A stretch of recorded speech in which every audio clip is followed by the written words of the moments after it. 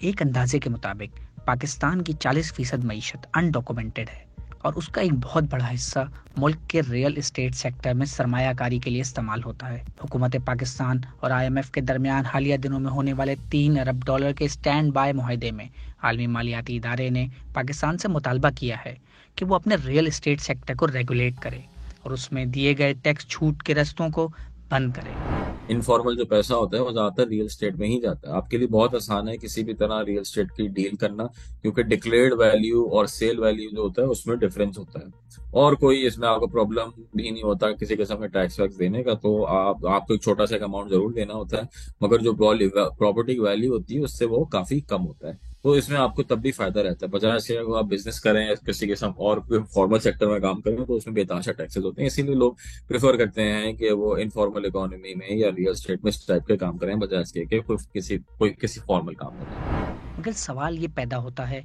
कि real estate sector को regulate करने का मुतालबा तो कई सालों से किया जा रहा है, मगर टैक्स बढ़ाने के अलावा ऐसा क्या तरीका इख्तियार किया जाए कि पाकिस्तान की 70% आबादी जो कि एक बेहतर घर की सहूलत से महरूम है के लिए आसानी पैदा की जाए। तो आइए आपको लेकर चलते हैं सिंगापुर, जहां अगर आप रहने के लिए मकान खरीद रहे हैं तो उस पर टैक्स की शरह 5% है, मगर जैसे ही आप इस सेक्टर में सरमायाकारी की तरफ जाते हैं और दूसरा और तीसरा मकान खरीदते हैं तो आप पर टैक्स की शरह 35% तक हो जाती है। इसके अलावा स्टेट बैंक ऑफ पाकिस्तान की रिपोर्ट के मुताबिक पाकिस्तान में हर साल $2 अरब से ज्यादा रेमिटेंस आती है, जिसमें से 50% तक पैसा रियल एस्टेट में जाता है, जिससे हाउसिंग सेक्टर की मांग बढ़ जाती है और ये आम आदमी की पहुंच से बाहर हो जाती है। सिंगापुर ने इसका भी हल निकाला है और अगर वहां कोई गैर मुल्की प्रॉपर्टी खरीदना चाहता है तो वो उस प्रॉपर्टी पर 60% तक टैक्स की अदायगी करता है।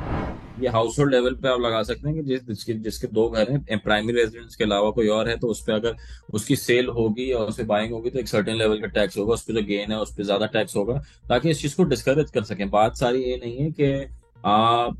टैक्स से कोई इनकम जनरेट करें, बात यह है कि आप इस काम को, कि जो आपका जो कैपिटल है, जो पैसा है, बजाय इसके कोई किसी प्रोडक्टिव इंटरप्राइज में जाए, कोई आप उस चीज मैन्युफैक्चर करें, कुछ उगाएं, उसके इसमें जाने के बावजूद वो पैसा जो है वो रियल स्टेट में चलाता है, वो घरों में लग जाता है, वो जैसे कहते हैं ना खाली बंजर जमीन पे लग जाता है, मगर वो प्रोडक्टिव यूज पे नहीं जाता। तो ये टैक्स एसेंशियली एक सिग्नल होता है ये बताने के लिए कि जी आप रीएलोकेट कर सकते हो उन एरियाज में जहाँ पे कोई किसी किस्म की कोई प्रोडक्टिव कैपेसिटी जनरेट हो, कोई नौकरियां जनरेट हो। अब एक अगर जमीन है, खाली जमीन पड़ी हुई, उसमें किसी किस्म की कोई नौकरी जनरेट नहीं हो रही, कभी उस पर घर बनेगा तो उस पर लोग काम कर लेंगे, वहाँ घर बन गया तो बस वो घर बन गया, उसके बाद कोई नौकरी जनरेट नहीं हो रही। जबकि उसी पैसे से अगर आप कोई कारखाना लगा देंगे या किसी जमीन में आप एग्रीकल्चर जो है प्रोड्यूस करना शुरू कर देंगे, उससे कंसिस्टेंटली आपकी नौकरियां जनरेट होंगी। तो ये इस तरह की चीज है सर। मजीद न्यूज अपडेट्स और डिजिटल स्टोरीज के लिए सब्सक्राइब करें डॉन न्यूज पाकिस्तान।